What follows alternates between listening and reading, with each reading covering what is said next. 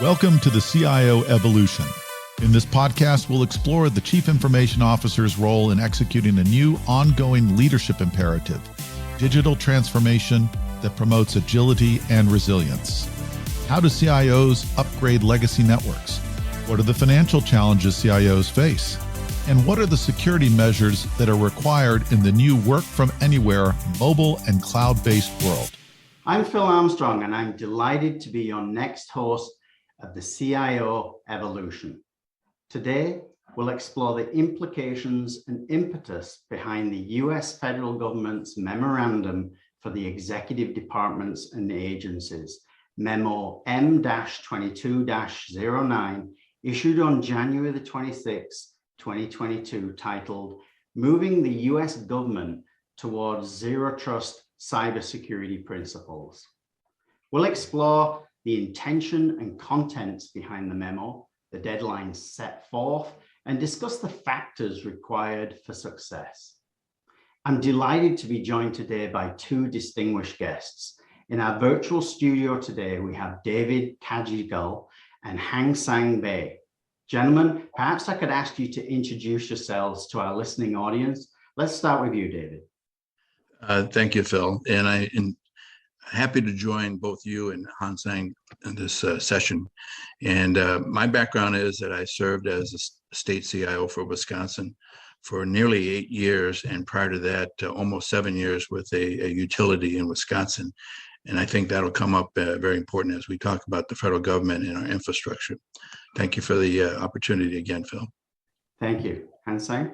Thank you, Phil. So my name is Han Sang Bei. I cut my teeth in financials, actually, about 15 years in Citigroup, dealing with all matters of networking security. So, when it comes to regulatory compliance, lived it, have breathed it, and lost sleep over it. So quite familiar on that ground. And also today I concentrate on public sector chief technologist for Zscaler. And so my focus is on DoD and government. Thank you, Han Sang. Well, welcome, gentlemen. Let's dive right in. So let's talk about this memo and its implications and timelines, just to bring the audience up to speed a little bit on what this is all about and to set some context. Maybe, David, you can kick us off on what your understanding is of this memo. Well, first of all, I think the memo comes at a very good time.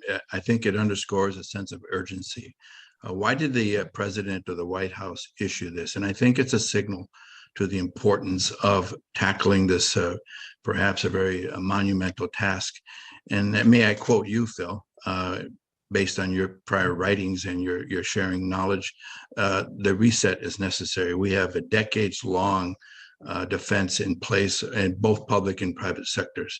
That castle moat, the old way of implicit authorization of moving around in a network and among applications, that's passé, that's yesterday. And I think we're all asking ourselves to move to a zero trust environment.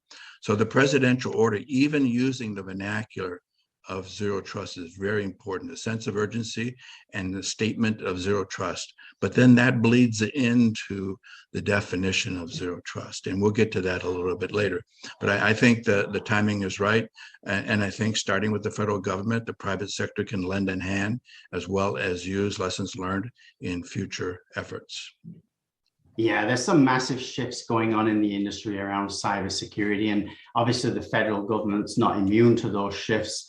Han Sang, what's your take on this memo? Yeah, I think it's timely because there's technology now that can do this. So, some of the audience may remember not too long ago, there was this, all the rage of NAC, network access control, and it was an abject disaster.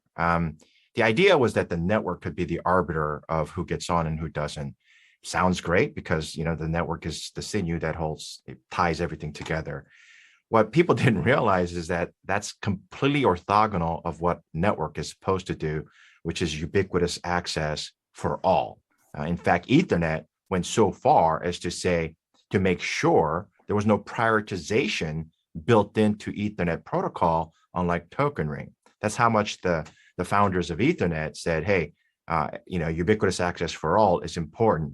So trying to turn that completely around and make the network the guardian was a recipe for disaster, and many, many companies paid as a result of that. So now what we're saying, right, the term zero trust, it's been hijacked, I believe, because, when there's a hot technology, every vendor comes out from the woodwork, and the first thing they update is a website saying zero trust, zero trust, zero trust. Never mind, they have nothing to do with zero trust. So, fundamentally, what is the executive order and what does it accomplish? It's that least privilege, right? Give access to people to get their work done, but give them the least amount of privilege so they can get the work done and nothing more. And that is, as easy as that sounds, there hasn't been a tool that was available to the practitioners of network and security to make that happen. And so I think now the technology has caught up where the mandate is realistic and doable in a timely fashion. And the one caution I would say, though, is that for all of you who've been doing this a long time, you can't do it with what you have, because if you could, you would have done it already, right? So just be mindful of that. There are newer tools and technologies available and newer companies to help you on this journey. So, gentlemen, on January the 26th of this year, we get this memo from the Executive Office of the President, and it outlines some new roles, some dates. Do you feel that this memo is an attempt to try to light a fire under this initiative, to bring a sense of urgency and to put down some concrete markers around progress and moving the government towards measurable, actionable items? Is that what we're seeing within this memo, David? Yes, and I think we need to certainly manage expectations. I don't know that anybody believes that this can all be resolved in 30 or 60 days. It's managing expectations, it's carving up the entire effort, and at least acknowledging that I could get a quarter of it done, or I could get 3/4 of it done. But it's a matter of developing the roadmap, setting priorities. But the first step, in my background in the state of Wisconsin, I serviced more than 50 agencies. No two agencies were the same. So if you're telling the federal government to do this, agencies will begin to look at their own assessments and where they are. Are they serviced on premise? Are they serviced in the cloud? Is it multi-cloud situation for them? So I think a good place to start in underscoring the sense of urgency is, where are you today? Can you provide context as to, is this going to be an easy or hard lift? And then begin to manage the expectations of whoever gave them the order. It all trickles down from the president down to a secretary down into the agency, and working that cascading responsibility downward, being able to move it back up into the president's office, is being able to understand how much effort this is going to require. And I'll just repeat myself again: manage expectations, provide some context of what really needs to be done, so that you have a good, solid roadmap and a plan. And if I may leave you with this one thought, they created JCDC, the Joint Cyber Defense Collaborative. That's engaging the private sector. There is no federal agency that can do this alone, and Zscaler stands at the ready to be able to help. And David, picking up on a quote you just said there around cascading responsibility, Hansang, in the memo, which I read with some interest, it for the first time identifies a new role. They've identified a requirement to establish a zero trust strategy implementation lead for each agency. And that person is going to be responsible for driving a zero trust architecture and a zero trust strategy through each agency. What's your thoughts on this new role that's been identified? And maybe you could talk about what you think might be some conditions for success for this role to be either highly effective, or are we going to see that they're actually just going to be very ineffective? Yeah, Phil. So I kind of chuckled at that when I saw that, because there are certain jobs and positions that's equivalent to a third rail, right? I'll give you some examples from, in fact, some of you may be faced with this. Network segmentation, you might have heard that. That's kind of a third rail, right? Because it can't be done. So you're setting yourself to be, to fail if you're tackling that big problem. Again, because the network is supposed to be ubiquitously connected. Now, in zero trust, I alluded to this earlier, with what you have, it just can't be done, right? But there are techniques and relatively easy things that you can adopt to help get you there. So I think if you woke up and you said, oh, this is my new hat now, take a deep breath. There are vendors, right? David mentioned that commercial technology and et cetera are going to assist.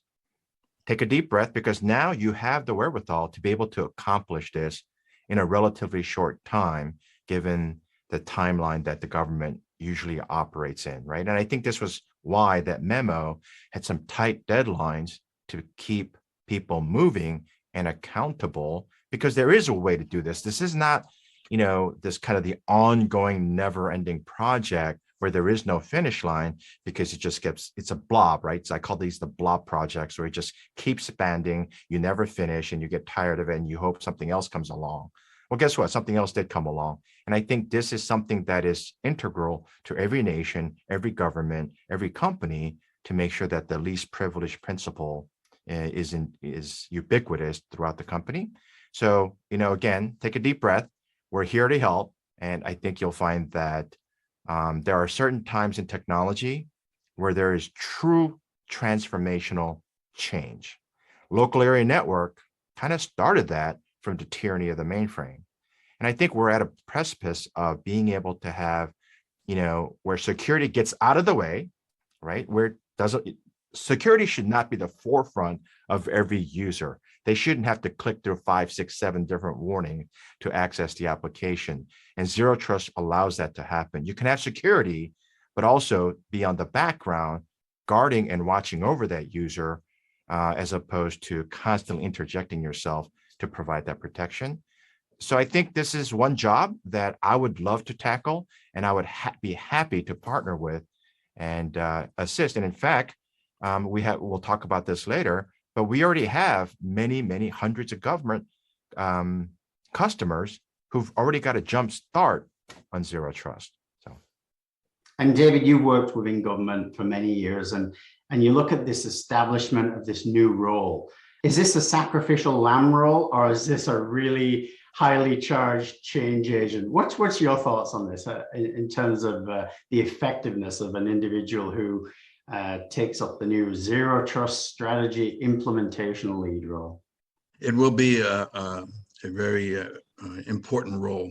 And I'm vacillating back and forth between it being a strategic thinker versus a technician. And I'm leaning towards a strategic thinker that has delegation responsibilities, a team effort, if you will. I don't know that there's a person walking the planet that will be able to do this by themselves, or be able to have some substantial leadership capabilities to pull this off. So I'm leaning towards a strategic thinker that understands the importance of this shift, and making sure that they have the charisma, if you will, the energy, if you will, the courage to change, because the next step will be addressing the culture that they live in. And that culture of adoption and flexibility and understanding the seriousness of this sense of urgency of moving to a Zero Trust, those are all critical ingredients. I think there will be some people who will shy away from this, but I think there are also some people who understand firmly the need to do this. There is no recourse. There's no option B or C. We need to move to a very explicit authority of accessing the network and the applications. You can't have, as Hans said, the implicit access capability, the kinds of things that exist today. We cannot afford that any longer. The attacks are becoming so frequent and so complex. They've stolen many credentials, and the millions of dollars of defense that we've put in place are for naught. They're negated when these phishing emails and all these hacking of credentials have taken place. So getting back to this critical role, we need to be careful who we charge with this. We need to make sure that this person will succeed, give them all the support that we possibly can, and as I said earlier, be able to manage through the expectations day by day by day with an endpoint in mind. And I think if you chunk it up, as we use in our IT vernacular, if we chunk it up and we understand this milestone first, then the second milestone, and that we build upon our successes. But the role is very critical. You can't have somebody who wasn't doing anything take this on. You've got to make sure that this person has a reputation and credibility for accomplishments, as well as a reputation within the organization that is respected by the top of the organization. Yeah, build a network around them to make them effective and give them the resources that they require to be effective as well. I think the memo actually says that each agency needs to forward a name in this role within 30 days. So that's one of the timelines. And then the other timeline that's interesting, a zero trust strategic plan needs to be submitted within 60 days for each of the agency. Is 60 days enough time, Hansang, or have they been working on this for a while? Yeah, I think that the code word there is strategic, right? Because you have some maneuver room there. They're not asking for an implementation plan. They're saying what general direction, what general technologies do you have to address, et cetera. So the one guidance that I would have is that it's easy to want to jump in there and start seeing what to fix. The problem is that approach would take 10,000 years. For this reason, I'll give you a concrete example of, I'm sure, what everybody faced today. So you have a firewall, you did an M&A, or you might have a firewall as just general protection in your organization. Count how many rules, permit rules are in there, and count how many times you removed a rule. My guess is, like most companies, you have thousands and thousands of rules that everybody needs right away, right? So everybody scrambles to put a firewall rule in because there's ramifications of X, Y, and Z and billions of dollars. But everybody's scared to remove that rule because they don't know who still needs it, right? So think about that. And I'm sure a lot of you are facing that. Now magnify that by a factor of 100, by 1,000, orders of magnitude. How would you ever fix that? You can't. So the good thing about zero trust is that it's not a fork and lift. It's something that can live side by side with your existing infrastructure because it augments what you have. It doesn't need to replace it on day one. Right? So you can actually do this in an organized fashion, but the job is, one, get the architecture going, architectural council going, right? You as a network practitioner or a security practitioner don't know what's important for the mission of the unit or the government or the company, right? You're providing a service. You're a utility. So let the architectural council dictate what's important to the company in terms of whether it's profitability, intellectual property, mission, posture, et cetera. So get that tier 1, tier 2, tier 3 important application, find out how bad or how wide the access to that application is. And there's, we have some white papers written to help you with that.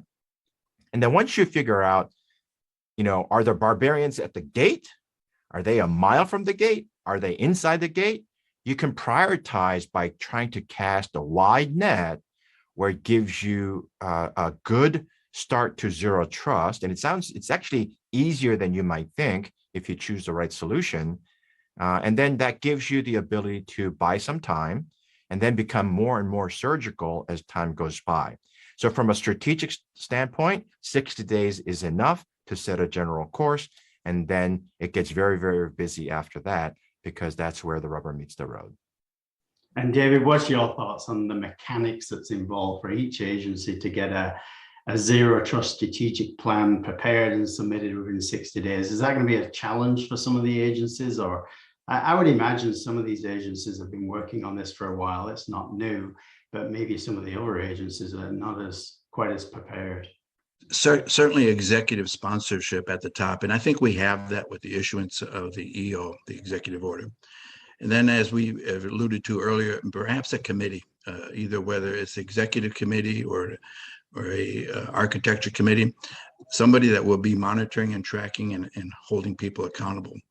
A strategy that has roles and responsibilities well-defined, roadmap, timeline, set of the agency priorities, which agency is going to go first and which one is going to go towards the end. Cannot forget about the cultural adoption. We've seen this play out before, and some agencies are very adaptable to change. Others are resistant.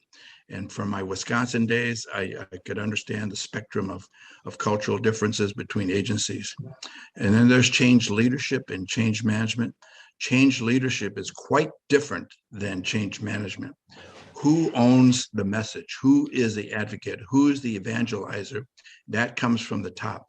Change leadership is extremely important, selling the proposition of zero trust. Change management's for the details and for the folks to be able to adapt to a new world. And then I can't stress this enough. Do we think we have enough cyber professionals to pull this off? And are there enough in the country to be able to do this? And I think it would be helpful if we understood how many we have today, how many do we need to recruit, and how many will we have to transform the old mental model of cyber defense to zero trust. Even the existing cyber professionals need to go through a big swing and shift and to be able to do that. I'm very concerned about the lack of the pipeline. I'm very concerned about the burnout factor of cyber professionals. And I guess as I leave this, that might be a critical point, is who is going to do the shift and the lift. Yeah, the war for talent in cyber is a global phenomenon. And I think we need to start looking into the supply, how we actually train people, get them through courses, universities, and really bolster our supply, because certainly that's a challenge going forward. Part of the memo talks about 5 strategic key pillars, CISA's 5 pillars, and I believe that's identity, devices, networks, applications and workloads, and data.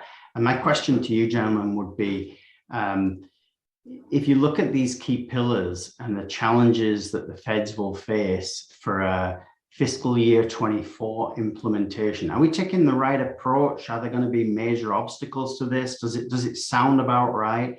Is the memo really encapsulating what we should be doing? What's your thoughts on that? Let's start with Hang Seng. Yeah, I believe it is. So if you kind of, I jokingly say that for those of you in the US, you might have seen this commercial, right? Every kiss begins with K.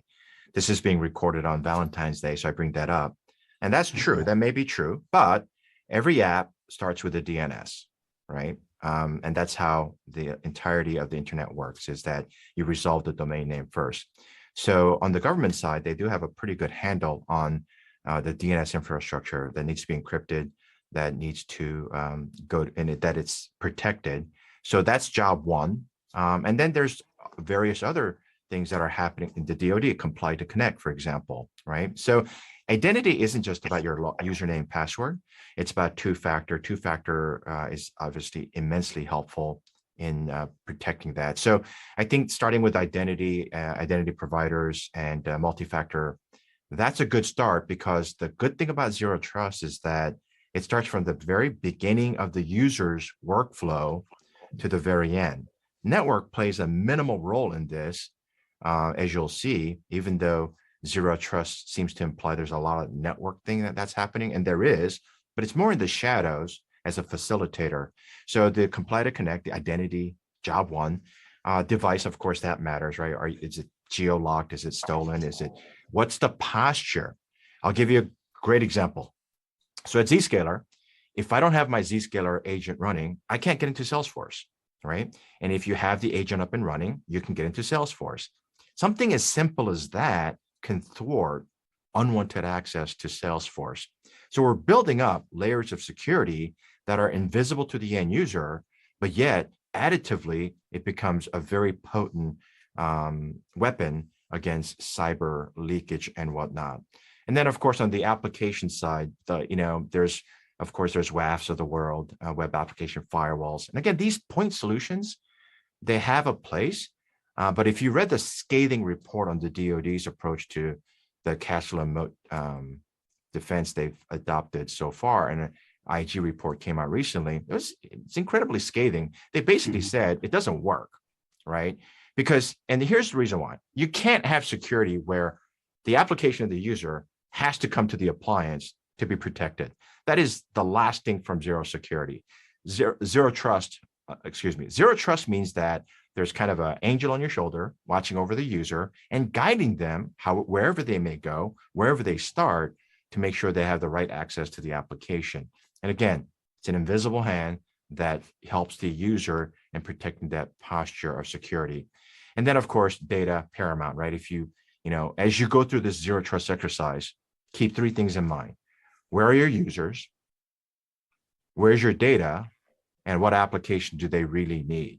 If you keep those three things in mind, then you'll have a better success rate to reaching zero trust, as opposed to getting into the minutia of what policies and what roles. And those things will all come at the tactical level. But the five things, the FISMA, the pillars, I think is a great way to focus, give laser focus to the architects. And if you read the memo, I think it's a really practical approach to try to introduce a bit of urgency here, to define some roles, to put some timelines on this, and to light a fire and get some momentum going across the different agencies. And at the end of the memo, as I said, it mentions these sort of strategic goals and 5 pillars and an approach. David, what's your thoughts on the approach? Are we missing the mark here, or does it sound about right that the memo really does kind of articulate a fairly good direction? I think it does. But the biggest message coming from the memo is a sense of urgency. And I think that's what we need to gravitate to. I have a really deep concern about the success of this effort. Everyone is going to be watching the federal government take this on. And I know others have already addressed it. Others around the peripheral have already completed their transition. But a lot of companies, both public and private sector, will be looking at the success of the federal government accomplishing this. Some of them will look at it and hopefully they will be successful, and they're going to say, me too, this is easy, we can do this, following the federal government's lead. We're hoping that they succeed.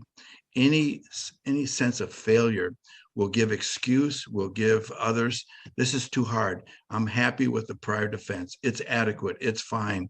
A sense of denial. It says, we don't need to do this. It's going to cost us too much. The change is going to be horrendous. I'm hoping that we can hang on the coattails of a very successful adoption of zero trust by the federal government and learn from the lessons that they will experience and be able to share that through the vendor communities, Zscaler being one of those that will be helping. And we must recognize that it's not one company, it's not a silver bullet, it's partnerships of the private sector helping the federal government accomplish. I think Jay has mentioned before that Okta is very good in identity and CrowdStrike is very good at the device level, and we stand to manage the zero trust architecture in the cloud.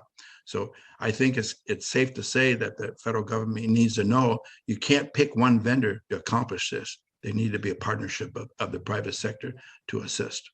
And gentlemen, we could talk about this memo and its implications and success criteria all day. Unfortunately, we're at time. And Sang, over to you. You get the final word. Yeah, I think if you're getting ready for a PO to buy an appliance, stop, do not pass go, do not collect 200. Appliances won't help you here, right? It will help you later, but that's not how zero trust works. Again, because the data cannot come to an appliance for it to be zero trust. Okay, so do that. The other thing I will say is that, there's a saying in woodworking. I do a lot of woodworking, or I like to think I do a lot of woodworking. And it's that in the first project, you go to school. You learn what to do, what not to do, how to get better. And your secondary and third project becomes much better. So when it comes to zero trust, it is rather new as the technology goes. And Zscaler has over 100 government agencies that have already adopted the zero trust, and they are well on their way to doing this. So make sure that, you think about who you bring in to the table, that they have some school of hard knocks, that they've gone through the maturity cycle of this zero trust technology, and be very wary of kind of, bright shining star that's been around 3 months, because you can't make up experience. That's something that only time gives you. So be careful when you're looking around and shopping around for consultation and or implementation help. Yeah, great insights. Thank you, gentlemen, for your time today and for joining the CIO Evolution podcast. Thank you for sharing your insights with us. It's going to be really interesting to see what happens over the next 30 and 60 days and how this memo lands. I think we're all quite excited about the fact that it is advancing the zero trust architecture and cause across the US federal government. And we're hoping that the right criteria and success factors are put in place. Thanks for listening to the CIO Evolution. Check back with your podcast provider regularly for more episodes. You can find more episodes along with other podcasts on the CXO Revolutionaries website at revolutionaries.zscaler.com. Statements by Zscaler podcasters and guests are informational only and should never be construed as legal advice. You should consult your legal advisor on matters related to you or your business. Zscaler makes no warranties, express, implied, or statutory as to the content of this podcast, and it is provided as is. Content on this podcast may contain forward-looking statements that are current as of the date of the recording and subject to change. These statements are subject to the safe harbor provisions created by the Private Securities Litigation Reform Act of 1995. Full legal disclaimers are available at revolutionaries.zscaler.com. Copyright 2021.